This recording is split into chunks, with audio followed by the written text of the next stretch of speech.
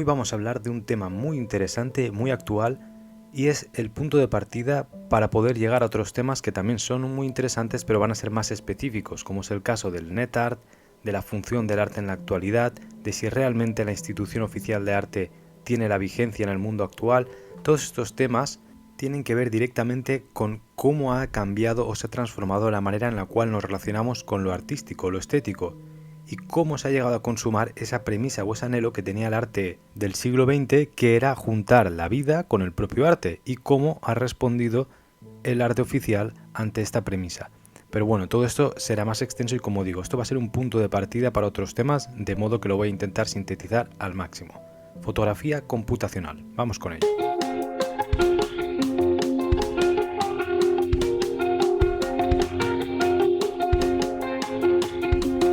Me he pasado la vida intentando comprender la función del recuerdo, que no es lo contrario del olvido, sino su revestimiento.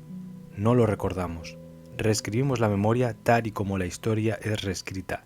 ¿Cómo puede alguien recordar la sed?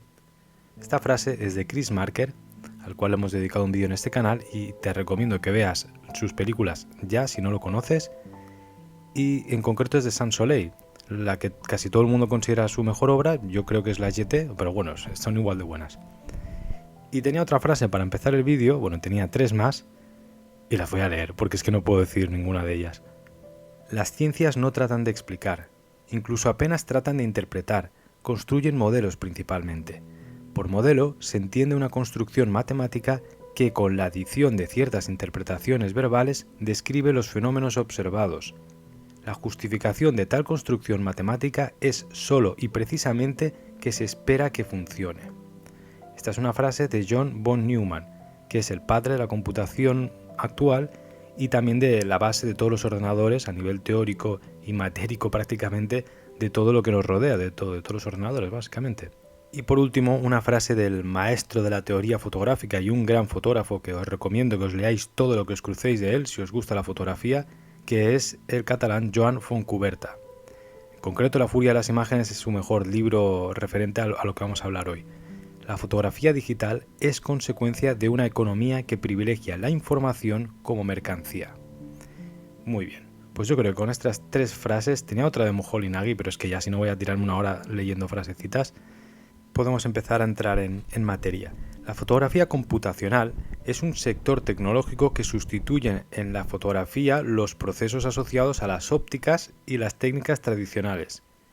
Es decir, que sustituyendo el método tradicional de la óptica, de la copia con químicos y de todos estos procesos físicos, se sustituye por fórmulas y por dinámicas computacionales, de modo que la fotografía ya no depende de esos elementos físicos para capturar una realidad, y la fotografía computacional es aquella manera de fotografiar el universo virtual. Se trataría de un tipo de fotografía que sucede en el interior de las máquinas, es fotografiar el universo digital. Evidentemente, esto es una manera de poder hablar para poder hablar sobre estética y divagar sobre estos temas, ¿no? Pero habrá alguien que quizá no lo quiera llamar así porque la fotografía es solo tal. Bueno, yo creo que aquí nos vamos a entender. El uso correcto del término suele hacer referencia a procesos automatizados, a interferencias de las inteligencias artificiales dentro de las cámaras o al uso concreto de ciertas herramientas como puede ser el famoso HDR que tanto daño hizo en los 2000, la compresión de imágenes y otros tipos de herramientas que sirven para la gestión de la imagen en el universo digital o computacional. Este tipo de gestiones de las herramientas o de la aplicación de la imagen computacional suele ser algo que es invisible porque está diseñado para optimizar procesos dentro de la propia máquina y así agilizar ciertas cosas o hacer más fácil el mundo de la imagen, tanto profesional como puramente funcional. Entonces, aquí me gustaría extender este concepto de fotografía computacional, que lo más correcto sería aplicarlo a lo que acabo de decir, a la capacidad artística de un nuevo ecosistema o un nuevo medio donde la fotografía se expande, es decir, dar una capa estética que va más allá de la mera herramienta, sino que también hacer una captura de pantalla puede ser considerado como fotografía computacional, o el hecho de crear arte glitch y todo este tipo de derivaciones que han ido surgiendo también podrían ser consideradas dentro de este campo. Mi planteamiento aquí es que si cuando disparas el obturador es para congelar, extraer y transportar el universo que consideramos como real consensuado a un apartado o un universo artístico, que todos estamos de acuerdo, la fotografía es artística, ese hecho de capturar un instante se considera algo creativo, ¿por qué el mismo proceso de realizar una captura de pantalla durante una navegación en las profundidades de la red no puede serlo también?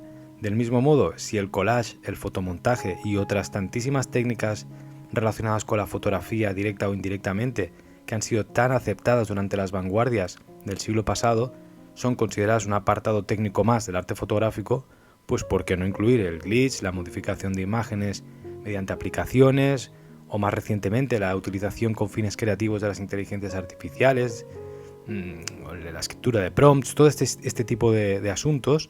¿Por qué no se puede aplicar al final a este apartado estético y ampliarlo al fin y al cabo? Porque es que de hecho no creo que sea una propuesta que ni siquiera necesite hacer, porque ya sucede, ¿no? El tema aquí es que para plantear lo que voy a acabar tratando necesito enfocarlo desde un pasado, ¿no? Y si nos ponemos un poquito más ambiciosos, ahí más pretenciosos, en este apartado yo también incluiría la creación de mundos fotográficos mediante computación. Todo esto de la computación gráfica, del CGI que se conoce, que al final es un recurso que se ha vuelto hasta un tópico en nuestra creación del mundo imagen actual. Tanto en el cine como en el arte de los videojuegos, como en la propia adulteración de imágenes, se utiliza este tipo de operaciones creativas, técnicas, que al fin y al cabo intentan imitar la fotografía que antiguamente usaba ópticas y todo este tipo de técnicas. Entonces yo también lo incluiría aquí. Al final, partiendo de un código alfanumérico, se ha generado un universo puramente fotográfico, es decir, las propias máquinas que generan imágenes a partir de un texto, donde las ópticas no existen ni tienen ningún sentido, lo hacen del mismo modo que lo harían con ópticas. Este es un concepto muy importante que también tiene que ver con cómo hemos construido un mundo basado en la acumulación de datos que de dónde provienen, pues de un pasado, evidentemente. Entonces, hay como una especie de conservadurismo velado dentro de esta nueva tecnología, pero esto sería otro tema de debate. Primero, se hacía con la cámara oscura, luego se pasaba a la pintura. Oye, el otro día alguien me puso un comentario que cada vez que nombraba la cámara oscura se iba a beber un chupito. Yo le contestaba que iba a acabar borracho en 2 vídeos. Pues bueno, aquí tienes otra, no me acuerdo el nombre, si no te mencionaría, pero me pareció buenísimo. Bueno, el caso es, primero lo hacemos con cámara oscura y lo fijamos con pintura, después la cámara fotográfica y el fijador químico. Hasta este momento, el aparato físico media la realidad y ayuda a esa idea de representación y de origen mediado que hemos heredado a través de las ideas platónicas, de la religión católica, etc. Pero de repente, en la actualidad, la computación aplica esas referencias del pasado para generar un imaginario lo más similar posible a ese mundo construido con ópticas o mediante ópticas. Entonces esto es curioso, porque el proceso natural, cuando se rompa esa especie de anclaje al mundo pasado y a los datos que se le ha metido al Big Data con datos del pasado, con imágenes extraídas de fotografías físicas o analógicas o digitales pero con ópticas, va a generarse un mundo que será totalmente abstracto en ese sentido. Todo esto va a ser muy curioso de ver. Pero bueno, lo que quería dejar claro en este apartado, que ya he dicho que es una introducción, es que la imagen computacional no deja de ser un conjunto de técnicas de imágenes que combinan el universo de los datos con el procesamiento masivo de estos mismos, de modo que así crean una imagen de un objeto que de forma indirecta obtiene la resolución o el aspecto mejorado de lo que una óptica podría captar fielmente de la realidad con sus limitaciones físicas. Esto es un poco enrevesado, pero es lo mismo que estoy intentando explicar. Todo lo computacional relativo a la imagen actualmente, al estar en pañales, trata de depender de esa óptica física que tiene una cantidad de limitaciones. Entonces, mediante la computación se trata de suplir o de mejorar esas carencias físicas que podría tener una cámara. Si es un ejemplo práctico, si una cámara con un objetivo X no llega a capturar bien la luna, pues yo cojo y mediante la computación le aplico filtros y aquí te aparece la luna a través de la mezcla de otras imágenes hechas con un satélite o con la imaginación de lo que pensamos que es una luna. Entonces va un poco por aquí la cosa.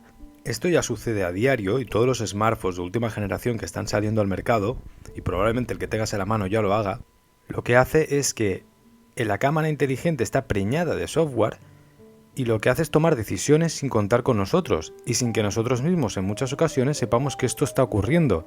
Desde lo que hemos comentado, la inocente foto a la luna con tu smartphone, que es que no la puede capturar por limitaciones físicas y técnicas de las ópticas, lo que hace es que la inteligencia artificial superpone una imagen de una luna que aparezca bien, o yo qué sé, en los anuncios estos que salen ahora en YouTube del último móvil Pixel con la Aitana esta que en YouTube te embute cada 3 minutos, promocionan cómo la artista esta, la cantante, le pide al teléfono que le mejore la imagen porque se ve mal, ¿no? Y le fusiona 3 imágenes o le adultera la cara. Y esto en muchas ocasiones sucede incluso sin que lo sepamos, porque al final se da a entender que en muchas ocasiones no notamos esa intervención porque la computación de las imágenes, la fotografía computacional, está destinada a la corrección de, entre muchas comillas, errores para que la imagen mejore. Pues los colores más saturados, exposiciones que se corrigen para que cuando alguien ha cometido un error o hay lugares muy oscuros pues tengan un valor estético visible agradable, y otros aspectos técnicos que al público genérico pues ni le van ni le vienen porque no busca en ese tipo de fotografía computacional un control, sino simplemente un resultado que ya la propia empresa entiende que tú exiges, ¿sí? Entonces, a nivel artístico, esto tiene también un tema de debate, que evidentemente no estoy diciendo aquí que todas las cámaras sean así. Cada vez que van saliendo nuevas cámaras al mercado justifican también su novedad en base a incorporar este tipo de herramientas. Por lo tanto, en parte, un poquito sí, pero tú sigues teniendo la opción de control. Pero el caso es que el debate que se plantea es que a nivel artístico este tipo de automatizaciones sí que son cuestionables, porque la corrección de esos presuntos errores responden a un gusto generalista y sesgado por la corporación que crea aquello, porque el objetivo de esas grandes corporaciones de la imagen, en este caso, es buscar la fotografía perfecta. Claro, perfecta ¿en base a qué? ¿Quién establece esa presunta perfección que corrige ese tipo de errores que se llaman errores? ¿No? Y todo esto con el mínimo esfuerzo posible, por lo tanto, hecho sin el conocimiento y sin que tú puedas distinguir ya de qué es intervenido y de qué no. Esto también es una de las claves de este debate en torno a la fotografía computacional. Si, por ejemplo, un atardecer es extremadamente intenso, súper colorido, fucsia, yo qué sé, ¿no? Un atardecer de estos que no pasan nunca. Tú vas a hacer una foto y la mayoría de las cámaras van a intentar corregir los excesos cromáticos que considera que son una aberración, que no son normales. Pero claro, esa anormalidad es lo que le daba el valor estético a esa imagen en ese momento. De modo que se imposibilita la realización artística de esa imagen porque de repente la computación o la parte digital de la fotografía está intentando corregir lo que el artista quiere lograr. Y aquí hay un conflicto entre lo que consideramos creativo o artístico bajo nuestras manos, bajo el dominio de ciertas herramientas para generar creatividad, versus el interés del algoritmo, de la máquina que está intermediando entre esos dos mundos. Bueno, o sea, aquí llámalo como quieras, simbólicamente lo llamamos la fotografía computacional. Conclusión, que para lo que el artista es artístico, para la máquina es un error que debe ser corregido. Esto, al final, es otro tema que ya profundizaremos, pero es una forma de control, de gestión del tremendo poder computacional de nuestras vidas a través de la imagen, lo cotidiano inmerso con el mundo imagen. Esto merece un espacio de reflexión aparte, pero tiene mucho que ver con las políticas de control, de gestión, y todo esto choca directamente también con lo que llamamos artístico o con la función que le hemos otorgado en ciertas ocasiones al arte. Y bien, siguiendo con el mismo tema de la fotografía computacional, deberíamos tocar el asunto de una fotografía que no existe, porque la imagen computacional construye imágenes, no está tomando mediante un intermediario óptico una referencia de la realidad, sino que las está construyendo, documenta momentos que bajo nuestra percepción humana en realidad nunca han existido.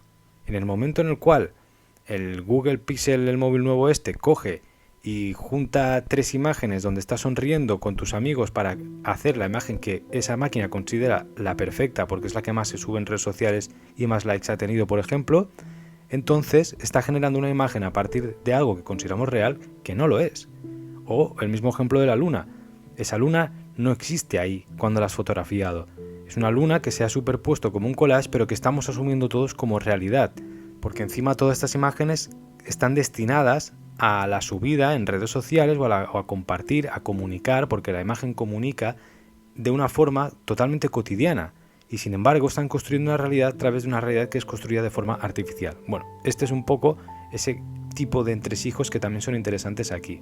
Y esto enlaza con lo que comentábamos en la primera parte del vídeo, y es que el Machine Learning, que está basado en algoritmos los más novedosos, ¿no?, donde las máquinas van aprendiendo por sí mismas y bueno, todo este asunto de inteligencias artificiales, de redes neuronales artificiales también, tiene su razón de ser en la ingente cantidad de datos que le aportamos como si fuese carbón a la máquina desde un pasado que se ha hecho con imágenes ópticas. Esto para mí es súper importante de tener en cuenta porque le da un sentido en la actualidad, le da esa continuidad fotográfica a estas herramientas computacionales, pero también, insisto, es el punto de partida en el cual con el tiempo se va a quebrar y nos va a dar una percepción que ya no va a estar mediada por la óptica, y eso también es un cambio radical en la manera de concebir la imagen, la estética y el arte hasta el momento.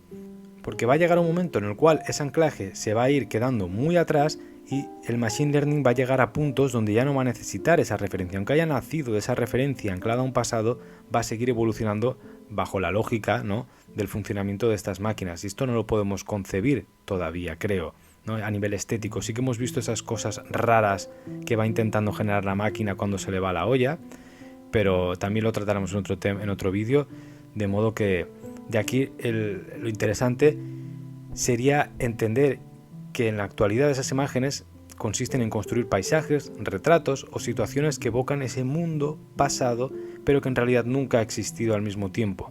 En el momento en el cual ya no sea necesario alimentar a ese monstruo con esas imágenes del pasado y con un nuevo tipo de imagen y de creatividad saliendo y tomando fuerza propia, pues nos dará una perspectiva mucho menos antropocéntrica, porque lo que vaya a empezar a surgir de esa automatización de la máquina de la estética y de la imagen que partió una vez de las referencias que le damos a través del Big Data, va a ser una percepción estética del mundo y del universo que tiene menos que ver con la que estamos haciendo hasta el momento, que siempre ha sido mediada por lo puramente humano y antropocéntrico. Y aunque esta idea sea caldo de cultivo de cualquier distopía mainstream de ciencia ficción, pues no deja de ser una perspectiva interesante, sin juzgarla como buena, mala, bien, peor, al final va a ser interesante. Las máquinas o los universos computacionales son una oportunidad para distanciarnos de esa carga puramente humanista que nació en el Renacimiento y que es bastante tóxica cuando la hemos llevado a extremos. Al final, todos estos procesos tienen un origen humano. No estoy negando eso porque eso es absurdo, ¿no?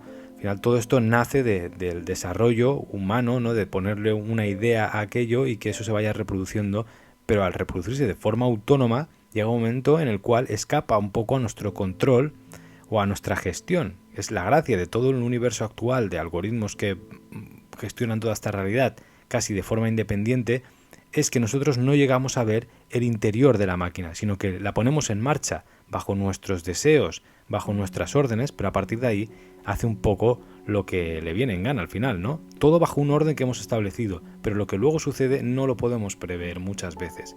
Queremos que llegue a un punto y lo intentamos anclar lo máximo posible, pero el camino del medio no lo logramos saber.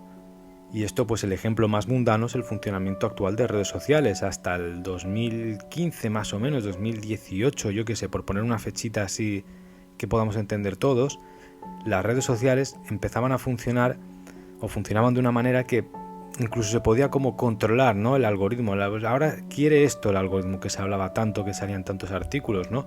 O estaba como jerarquizado de una manera y de repente, poco a poco, se ha llegado a un punto en el cual nadie puede predecir qué quiere ese algoritmo, porque es que nadie lo controla en realidad.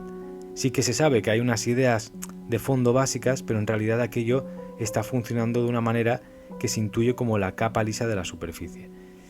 Entonces aquí, al final es como, pues eso, no sé, ejemplos también, no quizá tan mundanos, pero los programas o los software de Nvidia, ¿cómo se llama?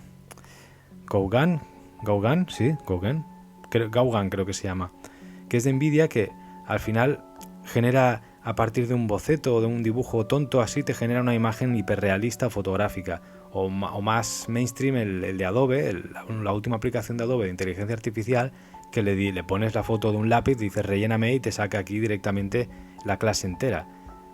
Pero bueno, me parece también importante en este punto destacar que no debemos juzgar la manipulación de la imagen como algo ni siquiera novedoso ni como algo negativo. Porque a veces hemos tenido esa tendencia a decir cómo manipula la imagen esto, cómo genera, no es verdadero, no es bueno, o yo qué sé, o es algo tan nuevo que está cambiando. No, la creación de la imagen es manipulación de la realidad de por sí. Y de hecho el collage o todas las intervenciones de la propia fotografía existen casi desde los inicios de la fotografía. Entonces esto no tiene que venirnos como algo nuevo. Ya sabemos cómo funcionan los medios desde hace mucho tiempo. Se ha debatido mucho, hay mucho escrito y muy profundo sobre el tema de la imagen y la manipulación de la imagen. Entonces no es algo nuevo. Y de hecho aquí hay una frase de Fontcuberta otra vez que lo deja bien claro. Crear equivale a manipular, y el mismo término de fotografía manipulada constituye una flagrante tautología. Por si alguien no lo sabe, una tautología es una repetición innecesaria de un pensamiento, de una información. Bueno, y ya llegando al final de este tema, también otro aspecto interesante de la fotografía computacional es que no es solo una imagen. Es una imagen construida o hecha de código textual. No, la imagen computacional no tiene nada que ver con los sistemas tradicionales tal y como hemos visto. De hecho, anulan el uso de los medios tradicionales, aunque traten de imitarlo en base a esa construcción de datos que le hemos metido. Pero la gracia aquí es que no son dos mundos totalmente distintos. Por lo tanto, si antiguamente una fotografía era una imagen que está en un papel que ejerce de soporte para sujetarla, en la actualidad el soporte o la raíz de la imagen también contiene información comprensible y gestionable, porque al final las células de un papel o el plastiquillo de un papel que sujeta esa imagen es un tipo de información bioquímica, sí, pero no interactúa o no media en esa realidad de la forma que nosotros deseamos o que podemos controlar. Que exista esa información de un papel pues no nos da nada más allá de la gestión archivística de datar una fecha u otra. Pero el caso es que en la imagen computacional sí que existe la posibilidad de una gestión de una información que va más allá de la propia imagen estética, que incluso supera el valor de la imagen puramente estética. Aunque no lo veamos, lo que se llaman metadatos, que es esa información de la que estoy hablando, es más importante que la propia imagen. Los metadatos son una especie de guía, un patrón para las máquinas y para los humanos que navegan o que gestionan esas máquinas. Sirven para catalogar, para dotar de sentido a la imagen en el universo del Big Data, para que eso pueda fluir y adquiera una razón de ser en un universo hecho en base al texto, a los ceros y a los unos. Entonces es la comprensión semántica de una imagen que en realidad está formada de texto. Es un pequeño cambio en la estructura de ese texto y todo se altera, toda la imagen se modifica. Esto no es ninguna tontería, porque al final, ¿qué hacemos cuando le pedimos una imagen a un Midjourney o a un Dalí? Le escribimos un prompt, un texto. El arte aquí es la escritura para poder obtener la imagen deseada. Cuando la fotografía se vuelve código, su aspecto visual es lo de menos. Carece de importancia frente a los procesos semánticos propios de la cultura computacional, que como digo está basada en el texto. Esa imagen es totalmente alterable, es como una especie de imagen en baile constante, ya no está fijada, sino que está en constante diseminación y modificación en base al metadato o al texto que contiene. La imagen y la fotografía apenas tienen sentido en este nuevo mundo como una representación. Ya no sirven como una estética deíctica que señala e indica lo que todos hemos acordado como realidad. Hasta ese momento, gran parte del uso de la fotografía, ya lo hemos comentado en otros vídeos, sirven para señalar, para decir, hey, esto está aquí en base a esa realidad que está fuera y esa comunicación se establece. Sin embargo, ahora, en esta fotografía computacional, la imagen es algo que es inestable, no es fijo y es totalmente susceptible, como una especie de océano que está en movimiento, de ser agregado o extraído y en consecuencia pues ser modificado sin que esa cualidad altere su sentido original, porque es su razón de ser. No sé si me explico. Si una fotografía tiene un sentido de pues estar fija, y ya está, y de ahí pues se puede reproducir, mover, ampliar, tal, pero su razón de ser como imagen es estar fijada. En cambio aquí, la razón de ser de estas imágenes computacionales es la capacidad de adulteración y de alteración que tienen. Son, si alguien ha jugado Pokémon de mi generación, el Ditto, la cosa esa que fluía así de como plastilinosa, ¿no? Pues un poco eso, o el océano de Solaris. Yo siempre pongo esta referencia porque me gusta mucho. Muy bien, pues Y ya para terminar, hablaremos un poco de las consecuencias a modo de conclusión. Este proceso de modificación y de adulteración a espaldas del observador que hemos comentado antes, porque también, como he dicho, esto era una introducción, por lo tanto aquí hay temas que se van abriendo y que podemos especificar más, y no es lo mismo hablar del uso de imagen a nivel usuario, que se llama, ¿no? Pues como la imagen, la fotografía computacional aplicada a los smartphones y a sus cámaras, que a lo mejor la fotografía computacional más aplicada técnicamente a herramientas profesionales, que sí que hay cierta gestión, pero al final todas confluyen en un mismo punto.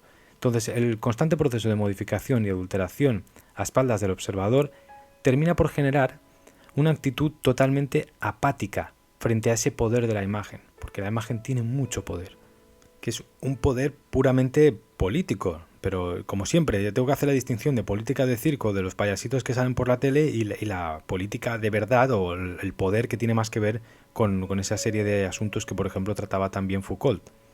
Entonces, estas cuestiones las sumamos a una saturación constante, a una presencia fotográfica que no para de fluir, y lo que hace es aumentar aún más el escepticismo extremo de la gente, que también eso, al final, la consecuencia que tiene es generar un acto defensivo.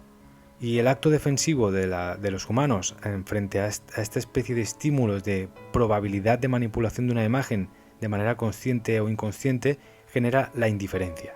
Porque ante la posibilidad de un constante engaño, en un mundo donde, teniendo la posibilidad de detenernos y de ampliar imágenes, lo que hacemos es pasarlas en menos de un segundo lo más rápido posible, lo que terminamos haciendo es pensar que, como todo puede ser mentira, la propia realidad pues a lo mejor no tiene tanto sentido, o la razón o la noción de verdad no tiene tanto sentido tampoco. Entonces, si a ese limón le aprietas un poquito más en el exprimidor, acaba saliendo un juguito muy curioso, que es que pensar que toda imagen contiene una intención política que va en contra de nuestros intereses, ¿no? Este tipo de conspiranoia constante, de paranoia enfermiza, que es que alguien nos intenta engañar permanentemente. Entramos en un estado de paranoia que hace que nada sea estable y que el caos acaba deviniendo una especie de locura autodestructiva. Y claro, el miedo paraliza, y ante esa especie de temor, lo que también acaba sucediendo es que se genera esa especie de apatía y de inactividad, porque claro, al no poder determinar un escenario fijo, al no poder atribuir la fuerza suficiente a unas imágenes o a unos discursos, al final lo que se hace es que no tenemos ganas de tomar decisiones o de participar de forma activa en nada, porque todo es demasiado bailable, todo es demasiado inestable, y eso pues acaba por generar sensación constante de un devenir, de una incertidumbre que imposibilita la acción. Esto tiene que ver con la fotografía computacional de manera indirecta o incluso directa. Y también hay otra cosa interesante aquí, que es la consecuencia siguiente de este proceso de apatía acaba siendo entregar el poder de la imagen o del arte a un poco a quien domina el flujo de esas imágenes computerizadas. Quien tiene la capacidad de gestión de ese mundo imagen automatizado o computerizado es quien tiene también el poder respecto a la inacción de la gente que acaba viendo abrumada entre, hostia, yo ya no sé si una imagen puede ser verdad o mentira, ya no sé qué creer, si me sale un TikTok de una presentadora de la tele, que hasta ese momento eso generaba realidad y verdades, aunque estuviesen manipuladas, la gente percibía eso como una verdad, y de repente te sale, yo qué sé, pues Matías Prats, de la tele típico, diciendo una noticia a través de inteligencia artificial, y tú no sabes si es verdad o es mentira. Y a eso le sumamos que todo el mundo ha asumido que esto ya forma parte de nuestro mundo. Por lo tanto, si yo ahora mismo subo una imagen, y esto creo que hay ejemplos, ahora lo leía en un libro, no me acuerdo ahora, pero bueno, tu imagen me lo invento, ¿vale? Esto ha pasado con un nombre propio, pero da igual. Imagínate que yo ahora subo una foto de yo diciendo que ese vídeo no es verdad, que ha sido creado con inteligencia artificial. Solo con el texto de abajo, la gente va a creer que es verdad, y a lo mejor soy yo en realidad, captado con una imagen. Pero ya la gente asume que puede existir esa posibilidad de que no, de que todo es tan hiperreal o tan hiperfake que no podemos distinguir, porque para pararnos a distinguir habría eso, que detener ese scroll constante, ese mundo hiperactivo que no nos detenemos a mirar nunca. Entonces esto también es muy interesante. Ya buscaré la referencia. Bueno, como voy a seguir hablando de estos temas, lo citaré apropiadamente. Y bueno, destacar también que esto no tiene que ser tomado como, insisto, o sea, la tendencia a juzgar esto como bien, mejor, peor, es que el mundo de antes sí que era el bueno de verdad. Esto es erróneo también, porque al final esa idea de generar verdades absolutas de mundos fijos es lo que llevó a todo el mundo a meterse pepazos nucleares por aquí y por allá. No lo olvidemos. Entonces, bueno, yo creo que el vídeo de hoy ya ha quedado completito. Ya, insisto que es un tema que es una introducción que vamos a tratar más en profundidad a través del NetArt, de la postfotografía en el libro de Joan Fontcuberta, que le dedicaremos un vídeo especial, de la cultura de los memes, que eso también tiene para 5 horas, el arte glitch, la propia noción de arte en un ecosistema actual de redes sociales, que hay que preguntarse si realmente tiene sentido, tal y como lo hemos entendido hasta ahora. El amateurismo versus el profesionalismo es otra cuestión fundamental en el mundo actual, y la firma propia individual, que esto viene de los conceptos antropocéntricos del humanismo, versus el anonimato de la copia multiplicada globalmente, que bueno, esto es un tema súper interesante también. Y la pregunta fundamental, que es cómo el Internet moderno ha conseguido que lo que en su día fueron prácticas exclusivas y elitistas de los entornos del arte oficial, o el mal llamado arte contemporáneo, sean actualmente procesos cotidianos, comportamientos espontáneos que están enmarcados en la dinámica de reels, de TikToks, de posts, de memes y que se generan a diario por todo tipo de personas, de todos los colores, de todos los sabores, de todas las edades, de todos los lugares y que no tienen nada que ver con ese mundo del arte oficial. Esto es lo que he intentado hablar muchas veces. De hecho, llevo tiempo guardando imágenes de este tipo que me encuentro que son perfectamente enmarcadas como obra de arte. En un pasado, si esto estuviese en una galería, son mejores incluso que ciertas obras de arte, y que quería recopilar en un solo vídeo que durase así una media hora y explicar un poco esta idea que muchas veces repito y que a lo mejor hay gente que al no participar en esa dinámica de algoritmos o de universos cerrados, pues a lo mejor no acaba de comprender visualmente.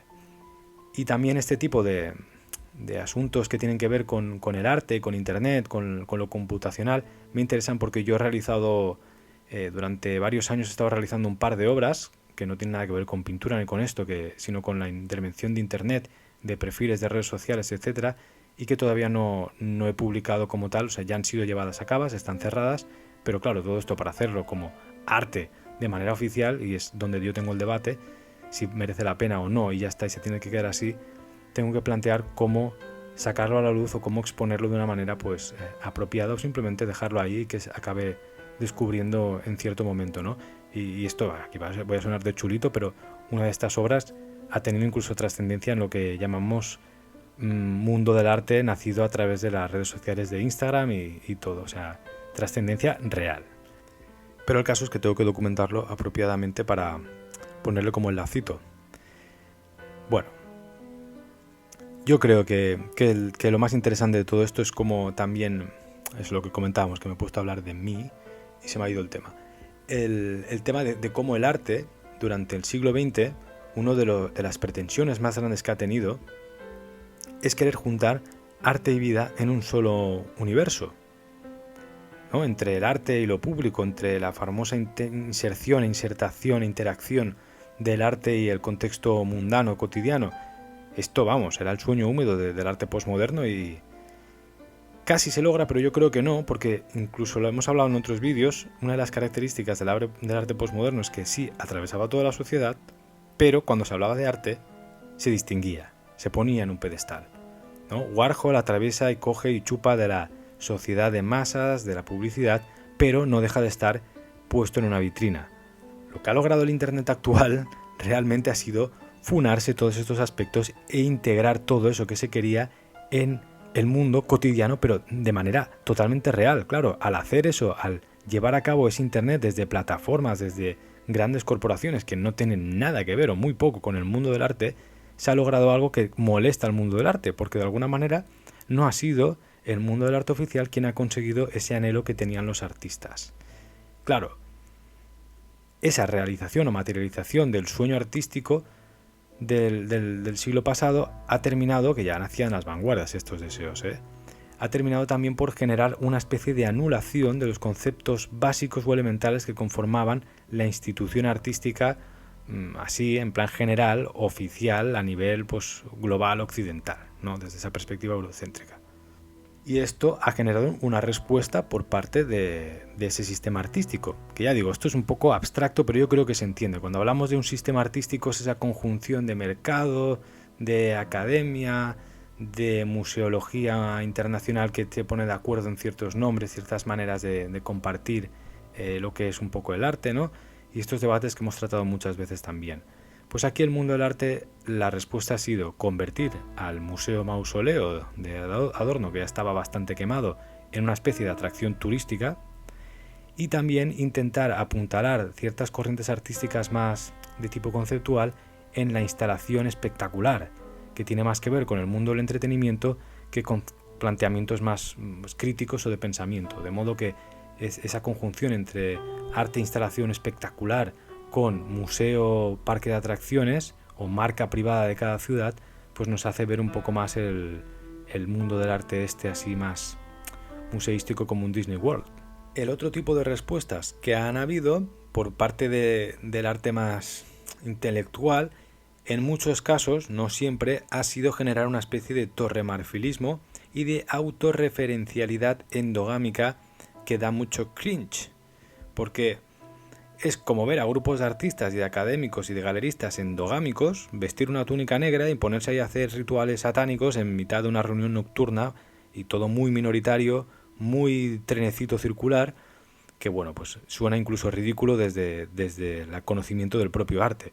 Esto es un poco meme lo que estoy diciendo, pero pues hay casos que ha sucedido que es ante la defensa de un arte que ha logrado su propósito mediante otros lugares que no era el arte, pues la respuesta a veces ha sido como volverse anclado ahí, aferrado con una cadena a la Torre de Marfil, donde se cita y se recita y se trata de aunar todo en referencias que refieren a otras obras que eran sagradas y este tipo de cosas que hay que desmitificar un poco, sin que eso anule, porque esto también es peligroso, el valor de muchas de esas obras que sí que tenían sentido también en ciertos contextos y que simplemente estamos hablando de un cambio de entornos que es bastante heavy, ¿no? No es que el arte desaparezca, es que se van transformando los entornos donde también se genera.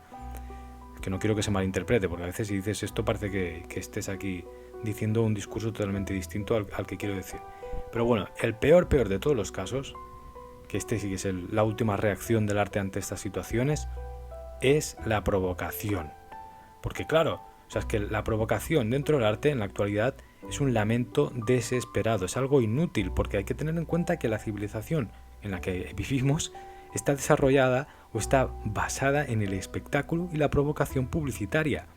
Entonces, ver al arte tratar de utilizar esas herramientas como una especie de llamada de atención, no sé, yo eso sí que a veces me parece ridículo. Lo más ridículo de todas las reacciones que tiene el arte, que mira, que en sí la verdad es que no ha sabido responder a esta asimilación del mundo de internet o nuevo mundo digital de los preceptos que había planteado desde su seno. Bueno, la frase aquí final sería que ya el arte no solo atraviesa toda la sociedad, sino que es que se vuelve indistinguible. Y con esto y un bizcocho cerramos el vídeo de hoy. Pretendía hacerlo mucho más corto de lo que ha sido, pero bueno, estoy contento porque creo que con esta base me ahorro mucha cháchara, mucho debate en torno a ciertos temas que voy a ir tratando en el futuro. Esto deriva de ese ciclo de la ciencia ficción, del arte, la robótica, de todos estos temas relacionados con arte y universos digitales, y también lo quería llevar a una serie de vídeos que quería tratar la cultura y el arte en el internet previo a las redes sociales y en el posterior, ¿no? También el NetArt con el libro de Paz Sastre lo tengo por aquí. Bueno, y también con José Luis Brea, con las ideas de cómo se planteaba la cultura, la filosofía y el arte en un internet que estaban haciendo, que estaba ya consolidándose y que se veía que iba a pasar, pero no se sabía aún, se intuía. Me parecen reflexiones muy, muy interesantes porque ayudan también a entender el lugar donde estamos y de dónde veníamos, porque a veces, claro, ante tal marea de información se nos olvida. Y también decir que ayer hice un directo con Rayitox, en el canal de Rayitox, que es una especie de su creación, para mí es como su obra de arte, se ha convertido en una especie de plaza pública del arte en español y es súper interesante. O sea, yo creo que aquí no hace falta recomendar el canal porque ya todo el mundo que está aquí también lo conocerá.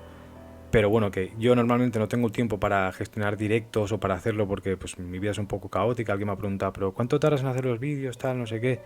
Pues es que no lo sé, Porque este mismo, mira, el de ahora estaba leyendo un libro que me iba trayendo ideas mientras venía en un tren a mi pueblo, y cuando he llegado, me he bajado, me he escrito el guión porque ya tenía ciertos apuntes pues yo siempre trabajo mucho con la libreta, lo he hecho siempre. He añadido 4 cosas que tenía por ahí, me lo he puesto delante y he tardado un par de horas, lo montaré y esta noche estará subido. Y hay otros que pues son investigaciones un poco más extensas, me puede llevar, pues yo qué sé, pues 3 días, 4 días, pero es que lo hago a tiempos muertos mientras se seca algo, mientras estoy cansado, porque también pintar como tal no es mi única actividad artística. A mí me interesa mucho todo lo que hay alrededor del arte como una especie de navegación creativa en el mundo actual, donde puedo ir saltando de 1000 puntos. Esa faceta de diletante creo que es la esencia del arte actual y no la de un productor de objetos o de cosas que están destinadas a venderse en un mercado y que tienen que ser repetitivas y casi funcionar como una especie de empresa o marca que como mucho puede variar en cada temporada, ¿no? Esto es un concepto que yo pretendo petarme y que me ha traído más de un disgusto y más de una discusión con el mundo del arte o con los intermediarios, pero bueno, que me encanta y por eso también hice el canal. Yo al canal le doy un sentido artístico, igual que he hablado de otras obras que ya cuando salgan pues la gente las podrá conocer, que tienen que ver con internet, con redes sociales, pues por aquí también va. Y estar todo el día en un taller pintando, porque ayer justo hablamos de este tema con Rayitox y al final acabamos hablando de 1000 cosas, pero se me olvidó decir estas cosas. El solipsismo del taller, de producir por producir y acumular, porque claro, tú imagínate, si se vendiese todo lo que se hace ahí, pues estaría con un Bugatti por la calle, ¿no? Pues bueno, que anula también el sentido de la creación y el debate también sobre la eternidad, sobre la permanencia o la producción de desechos, porque al final son objetos que en la actualidad pues se están produciendo a mansalva por un montón de artistas que son geniales todos, ya lo he repetido muchas veces, es imposible en ese mundo actual de ahora elegir una figura única que represente algo en relación a un arte, porque es que ya te digo, incluso la elección de artistas por parte de las galerías siempre suele ser bastante errónea, porque al momento que han escogido a alguien con quien trabajar, hay 50 que representan mejor aquello que pretendían buscar ahí, y bueno, esta serie de cosas que también trataremos en otro vídeo. No lo voy a alargar más. Ya voy a establecer esto casi de manera oficial. Los directos que haga normalmente creo que van a ser con otra gente, porque también me han invitado a un podcast con unos chicos, no me acuerdo el nombre, bueno, ya lo anunciaré, que en general pues estas colaboraciones que hago cuando hablo con Rayitox o las charlas que se hacen, o a veces con mi colega Lautaro, que hacemos hemos hecho algún directo jugando a videojuegos y hablando de estos temas, pues va a ser más de ese tipo, porque no me da, o sea, no me sale, no tengo tiempo para hacer directos así de estar preparado una hora y todo. Pero bueno, si a alguien le interesara, pues lo ponéis en comentarios igualmente. Como siempre, agradeceros quien se haya quedado hasta aquí, porque pues hay veces que estos vídeos pues entiendo que son un poco más densitos o que cuestan un poquito más de aguantar hasta el final, pues agradezco mucho a la gente que se ha quedado. Y entonces nada, pues dale al like o comenta, pues muy interesante, es un tema para debatir, súper interesante. Yo siempre leo los comentarios que son interesantes, los shitpostings paso de ellos e intento contestar cuando tengo tiempo. Igualmente, si no, pues eso, el like siempre ayuda a manipular este algoritmo maldito. Gracias, si has llegado hasta aquí, nos vemos en el siguiente vídeo.